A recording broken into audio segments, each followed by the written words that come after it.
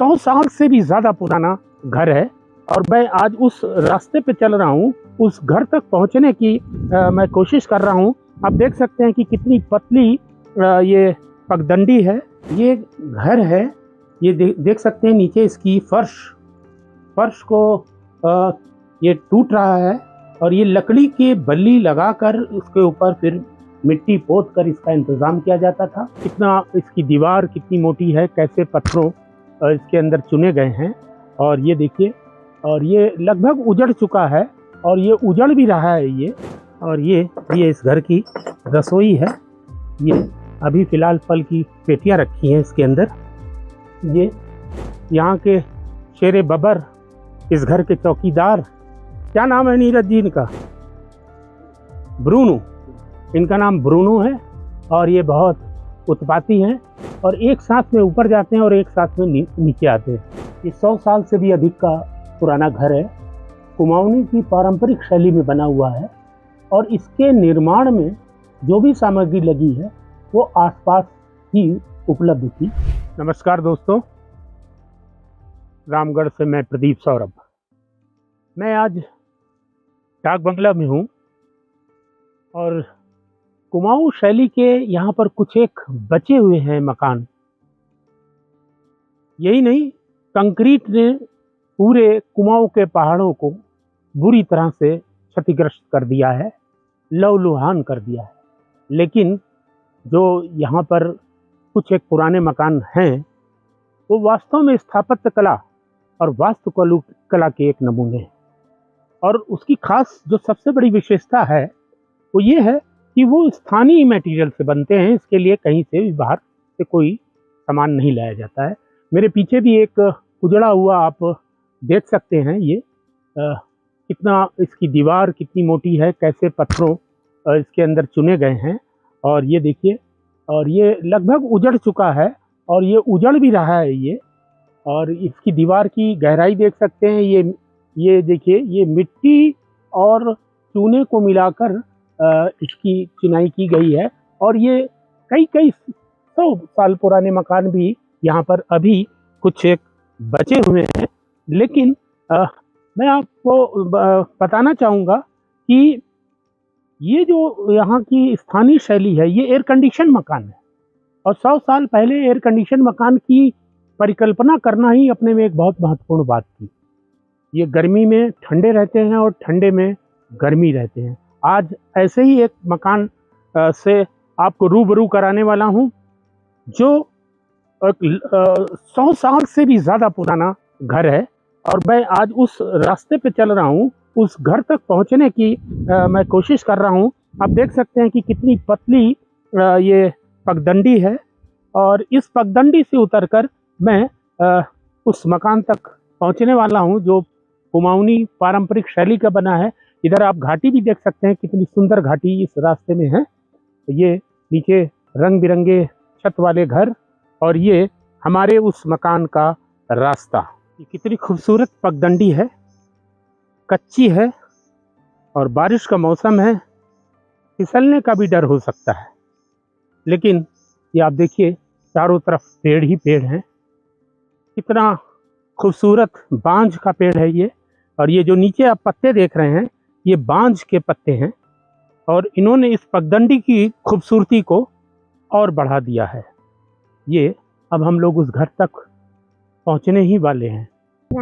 ये देखो भाई, ये राखी है, ये हमें रास्ते में मिली है और ये स्कूल पढ़ के आ रही है। बहुत दूर पैदल गई थी ना, तो पैदल जाती हो। तो ये राखी है, प्यारी सी बच्ची। और ये जिस घर में मैं जा रहा हूँ वो सामने दिख रहा है और ये राखी उस घर के बगल में रहती है ना। तो किस क्लास में पढ़ती है राखी? 2 में। ये देखिए सामने वो घर आप देख सकते हैं। ये एक कुमाऊनी पारंपरिक घर जो 100 साल से भी अधिक उम्र है इस घर की। तो मैं राखी को उतार रहा हूँ और राखी दौड़ के जाएगी। ये देखो, राखी जा रही है। थैंक यू राखी। दोस्तों, मैं 100 साल पुराने उस घर में हूँ जहाँ ले चलने का मैंने आपसे वायदा किया था। ये 100 साल से भी अधिक का पुराना घर है, कुमाऊनी की पारंपरिक शैली में बना हुआ है और इसके निर्माण में जो भी सामग्री लगी है वो आसपास ही उपलब्ध थी। और ये आप देख सकते हैं कि ये सीढ़ियाँ हैं और मैं कहूँगा कि सीढ़ियों से आएँ और ये जो ऊपर वाला हिस्सा है इस मकान का वो दिखाएं। ये घर है, ये देख सकते हैं नीचे इसकी फर्श को ये टूट रहा है और ये लकड़ी के बल्ली लगाकर उसके ऊपर फिर मिट्टी पोत कर इसका इंतज़ाम किया जाता था। और ये जो आप फर्श देख सकते हैं ये बल्लियां लगाई गई हैं और ऊपर इसके ढलावदार छत है ये, और छोटे दरवाजे हैं। और ये छोटे दरवाजे और छोटे रोशनदान क्यों होते हैं ये भी मैं आपको बताऊंगा कि रोशनदान छोटे और दरवाजे छोटे इसलिए होते थे कि यहाँ पर बहुत बर्फ़ गिरती है और ठंड भी पड़ती है, और ये जो ठंड है उससे बचाव के लिए, ताकि अंदर का टेम्परेचर ऐसा ही रहे और बाहर का टेम्परेचर अंदर की ओर प्रभावित ना करे, इसीलिए ये एयर कंडीशन घर कहलाते हैं। गर्मी में ठंडे और ठंडे में गर्म। अब इन घरों के नीचे आपको मैं दिखा रहा हूँ कि एक नीचे का तल्ला होता था जिसे गोठ कहा जाता है, जहाँ पशु बांधे जाते हैं। अंदर एक गाय है और आप दिखाइए गाय को अंदर ले जाके, और ये मुर्गे हैं और इनका चारा भी रखा है ताकि बारिश में ये जो चारा है वो जो चारा खराब और भीगने ना पाए। ये गाय के लिए और ये मुर्गों के लिए स्थान है और चारा रखने के लिए। और ये अब आप इस घर की मैं आपको रसोई दिखाने वाला हूँ। ये देखिए कितना छोटा सा दरवाज़ा है, सुंदर सा। और ये इस घर की रसोई है। ये अभी फ़िलहाल फल की पेटियाँ रखी हैं इसके अंदर। ये देख सकते हैं, ये सामने चूल्हा है। ये इस चूल्हे से भी हीट इस घर को मिलती है। ये बर्तन है, पारंपरिक बर्तन भी रखे हुए हैं और यहाँ पर आज भी ये रसोई जो है वो ऑपरेटेड है। यहाँ पर इस परिवार का खाना बनता है। और ये देखिए छत इसकी, देखिए ये जो छत है ये काफ़ी मजबूत है अभी भी 100 साल के बाद भी। और इस छत में देखिए मोटे मोटे लकड़ियाँ लगी हुई हैं। इस घर का जो निर्माण है वो स्थानीय पत्थरों और यहाँ की जो बड़े वृक्ष हैं, बांज, चीड़ और बुरांश की जो लकड़ियाँ हैं, इन्हीं का इस्तेमाल इन घरों के अंदर हुआ है। और ये आज भी उस तरह से खड़े हुए हैं कि इनके, और ये इन घरों की एक और ख़ास बात होती है कि मधुमक्खी पालन होता है। ये जो आप छेद देख रहे हैं तो जूम करके दिखाइए, ये जो छेद है ये मधुमक्खी पालन के लिए बनाया गया है और इससे मधुमक्खी अंदर जाती हैं। अंदर छत्ता भी है और एक छेद मधुमक्खी पालन के लिए यहाँ पर भी है। ये देखिए मधुमक्खी इसमें आपको जाती हुई दिखेंगी। हर रानी मधुमक्खी एक अपना छत्ता बनाती है। एक छत्ता इधर है और एक छत्ता उधर है। और यहाँ के शेरे बबर, इस घर के चौकीदार, क्या नाम है नीरज जी इनका? ब्रूनो। इनका नाम ब्रूनो है और ये बहुत उत्पाती हैं और एक सांस में ऊपर जाते हैं और एक सांस में नीचे आते हैं। तो आइए, ये नीरज जी हैं, ये इस घर के मालिक तो नहीं कहूँगा, इस घर के हिस्से हैं। मालिक तो इनके पिताजी और इनके बाबा थे जिन्होंने इस घर की कल्पना की। और इनको साधुवाद इसलिए जाता है कि इन लोगों ने अभी भी इसको उसी तरह से संभाल के रखा है। नहीं, आने वाली जो पीढ़ियां हैं वो इनको बर्बाद करके वो बड़े बड़े सीमेंटेड घर ये बना रही है। अब नीरज जी अंदर हमें दिखाएंगे ये घर, और इनसे बच के, और यहाँ पर चप्पल उतारना पड़ेगा मुझे, जूते। और ये देखिए कितना खूबसूरत सा, ये देखिए माता जी बैठी हैं। आई देखिए एक छोटा सा बेडरूम है और आई पुराना घर है। आई बताएंगी घर के बारे में। कितना सुंदर बनाया है, इसकी छत भी आप देख सकते हैं कितनी सुंदर है। तो आई आपका कमरा है ये? हाँ, सभी लोग मिलजुल के हाँ, पूरा परिवार इकट्ठा रहता है इसमें। मेरे सास ससुर का बनाया हुआ है जी पालन करने के। जी जी। तो आपके सास ससुर का नाम? धर्म सिंह। अच्छा, धर्म सिंह जी। हाँ, और सास का नाम रेवती। हाँ, देखिए धर्म सिंह जी और रेवती जी ने इसको बनाया था। और ये देखिए एक कमरा और है। आपसे मैं कहूँगा कि एक बार जरा अंदर वाला कमरा की लाइट जला दो। हाँ, ये थोड़ी सी पुराना हाँ, लेकिन ये घर बहुत सुंदर है, लग रहा है आपको? बहुत अच्छा। और ये गर्मी में कितना आनंद देता है। बिना सुहाना लगता है। हाँ हाँ, ये घर आप देख सकते हैं। यहाँ बिजली का मीटर भी लगा है। और ये देखिए, ऐसा नहीं है कि कोई छोटे शहरों की या बड़े शहरों की तरह की तार बिजली में डाल दिया और मुफ्त की बिजली जला रहे हैं। ये नैतिकता अभी इस पहाड़ में बची हुई है। कितने सुंदर घर, कमरे के अंदर का कमरा और फिर कोठरी के अंदर कोठरी। आप देख सकते हैं कितने खूबसूरत फूल है।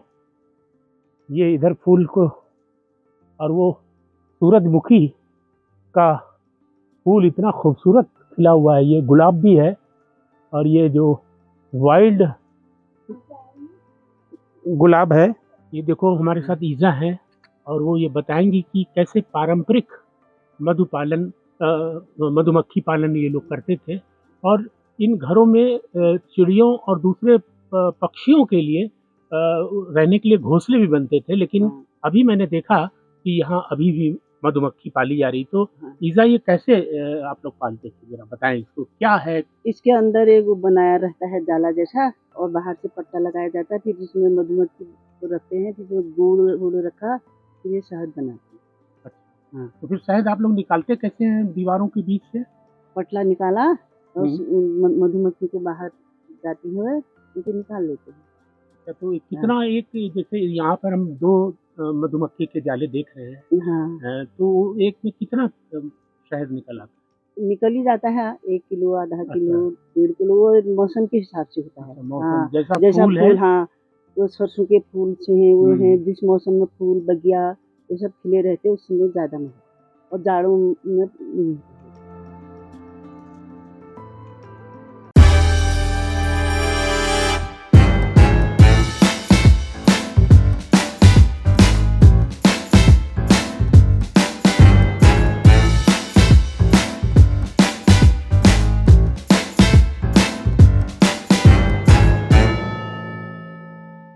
ये देखिए कितना छोटा सा दरवाजा है।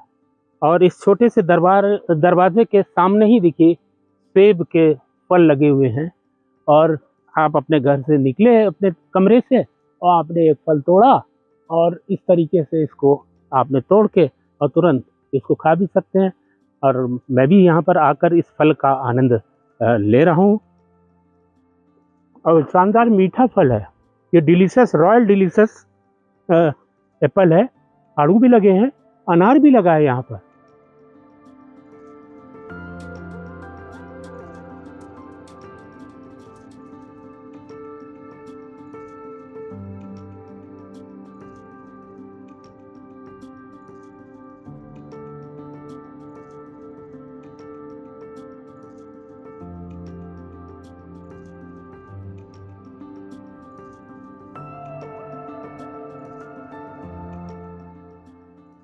ये मेरे हाथों में इस घर के बागान, खेत, जो भी कह लीजिए, ये राजमा यहाँ पर होते हैं। और आप देख सकते हैं कि पहाड़ी असली राजमा कैसा होता है। ये दिल्ली में, दूसरे बड़े शहरों में, और यहाँ कुमाऊँ में भी जो ढाबे वाले हैं वो बाहर से लाके राजमा बना रहे हैं और कुमाऊँ राजमा कह रहे हैं। तो ये आप कितना साफ सुथरा, कितना गुलाबीपन लिए हुए है राजमा। ये इसी परिसर में, इसी विरासत जो है यहाँ पर, उसी विरासत में ये है। इस यहाँ पर सबसे अच्छी बात है इन घरों की, जो इस तरह के घर हैं, वहाँ राजमा, धान, मड़ुए का आटा जो सब खुद उत्पन्न होता था, और जो डिपेंडेंसी थी बाहर इन परिवारों की, वो थी सिर्फ नमक के लिए। जब आपका बचपन होगा यहाँ पर, जब छोटे होंगे, तब का दृश्य क्या था यहाँ पर? तो खेती होती थी, जानवर थे, भैंसे थी, पानी लाते थे सर उसमें दूर दूर से। ये पानी लाइट रोड तो अब बनी है। जी, तो आप लोग खूब यहाँ पर दौड़ भाग, खेल बस कूद, बस बस। और खाना बनता होगा तो खिड़कियों से माँ ईजा पुकारती होगी कि आजा खा ले। और बर्फ इतनी पड़ती थी यहाँ, बर्फ। बर्फ। हाँ। तो ये जब चिल्ली उतरती थी, ये मैदान हो जाता था। हाँ। हमारी ताई जी अंदर रात को ऊपर सोते थे, सुबह को फावड़ा और बिलसा लेकर के चाची हम बनता, ये बुजुर्ग सुड़ी है, हमारी ताई जी इसके अंदर घुस गई।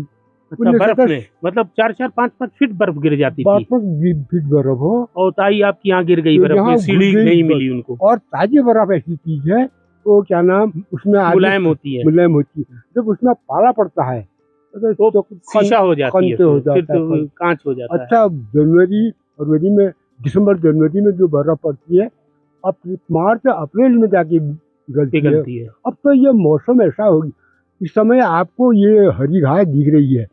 इस घास को जानवरों के लिए कितनी दूर से लाते थे, इनका हरा हम हमारे जानवर खा ले करके इतना। अब वो पेपर में आया था पिछले महीने में कुछ दिन, पिछले 5 सालों में जो गर्मी पड़ी हुई है, आने वाले 5 सालों में उसकी दुगनी गर्मी पड़ेगी। अच्छा। और पिछले साल 52 डिग्री जी, 52 डिग्री तक गई। तो 52 दिनी 104 तो आदमी के लिए, स्वास्थ्य के लिए ठीक नहीं है। तो दोस्तों, इस घर के असली मालिक और इससे ऊपर वाली पीढ़ी ने इस घर को बनाया था। कैलाश सिंह जी हमारे साथ हैं। वो इस घर में रहने के अपने अनुभव को बताएंगे कि ये घर आज तक अभी ऐसे कैसे सुरक्षित है, जबकि आपके अगल बगल वो देखिए कैसे कैसे सीमेंटेड घर बन गए हैं। बाहर वाले ये सब बाहर वाले आके कर रहे हैं। तो हम हो जाएंगे अस्थायी निवासी, लोग हो जाएंगे स्थायी निवासी है। अच्छा, आप अस्थायी हो जाएंगे और हम वो अस्थायी हो जाएंगे, आप स्थायी निवासी हैं। हम अस्थायी। अच्छा, आप अस्थायी हो जाएंगे। तो ये इस घर में रहने का कैसा? हमारे तो घर में कोई नहीं है जी। तो आपके घर में? हाँ, बोलिए बोलिए, इससे ये सुनेगा। अरे हाँ, ये लोग हो जाएंगे स्थायी निवासी, हम लोग हो जाएंगे अस्थायी निवासी। तो अभी आपके जो फल बगीचे हैं, ये सारा आपका? अरे जमीन की तो बड़ी पुरानी कहानी है जी। ये तो थी पहले कृषि भूमि, ये फसली भूमि। फसली में फिर बागवानी में आई। अब बागवानी भी खत्म हो चुकी है। अब ये चल रहा है हल्के जुलके, कुछ साल उनका मेहमान, ये बगीचा बस हो गया। तो कभी भी बिक जाएगा। हाँ, कभी कुछ बिक गया है। और ये जो खाली जगह दिख रही है, 1 इंच तो नहीं है। 1 इंच जगह बची नहीं है, सब बिकी हुई है। तो ये जो पहाड़ का तो बहुत सत्यानाश हो रहा है। हाँ, इसको कैसे बचाया जाना चाहिए? कि पहाड़ को कैसे बचाया जाए, अगर बचाना आपकी मुहिम चलाई? पहाड़ क्या, जगह जगह रोडें जा रही है, कलमटें जा रही हैं, बस हो गया। पानी सब एक जगह जा रहा है। इस रोड में हमने एक बारिश हो जाए, इसमें पानी इतना आ रहा है कि ये सब बहने वाला है। एक दिन ये सब देख लेना। पानी पहले थी ये जमीन उपजाऊ, बैल जोतते थे। अब आज खेतों में जो पानी बरसता था वो तो जमीन पी लेती थी। अब जब बंजर हो गई है तो पानी सब जा रहा है। किसी रोडें बनी है, सीमेंट में तो पानी जाना ही है। डामर रोडें बनी है, रोड के अब पानी नीचे को बहेगा। जो ऊपर रोड के नीचे होगा वो तो नीचे को बहेगा ना। अब उन्होंने लेंटर डाल दिया है तो नीचे को पानी जाने वाला है, ऊपर तो रोड में जा रहा है। जी। और रोड में देखिए तो चलना मुश्किल हो रहा है, इतना पानी। क्या ऐसी बारिश हो जाए। तो ये इस घर के अ, असली मालिक थे और इनका जो दुख है ये बता रहे हैं कि किस तरीके से इस फसली भूमि को उजाड़ दिया गया है और कैसे सीमेंटीकरण ने पूरे पहाड़ को सत्यानाश कर दिया गया है। इनका कहना है और ये जो बड़े बुजुर्ग कहते हैं उनका ऑब्जर्वेशन है, ये उनका पर्यवेक्षण है कि आने वाले समय में ये सब बह जाएगा, अर्थक्वेक आएगा, प्राकृतिक आपदाएं ये झेल नहीं पाएगा ये इलाका। और इसलिए ये इसको संरक्षण के लिए आप देख सकते हैं कि ये जो दरवाजे हैं इसके अंदर नक्काशी है और कितनी मेहनत से इनको तैयार किया जाता था। और कोई भी मतलब जो प्राकृतिक असंतुलन की कोई भी चीज़ इस घर के अंदर इस्तेमाल नहीं की गई, कोई सरिया नहीं है, कोई लोहा इसके अंदर नहीं लगाया गया है, सब यहाँ के पत्थरों, मिट्टी और यहाँ की चीज़ों से बनाया गया है और इतना खूबसूरत है। नीचे जानवर, रसोई, ये ऊपर रहने का स्थान आपको भी हमने दिखाया ही और कुछ एक घर अभी भी बचे हैं जिसमें ऊपर अनाज रखने के लिए व्यवस्था होती थी। तो ये जो हमारे बुजुर्गवार की जो चिंता है ये वास्तव में एक बड़ी चिंता है। जो पहाड़ के नीति निर्माता हैं, नीति निर्धारक हैं, उनको इस दिशा में जरूर सोचना चाहिए।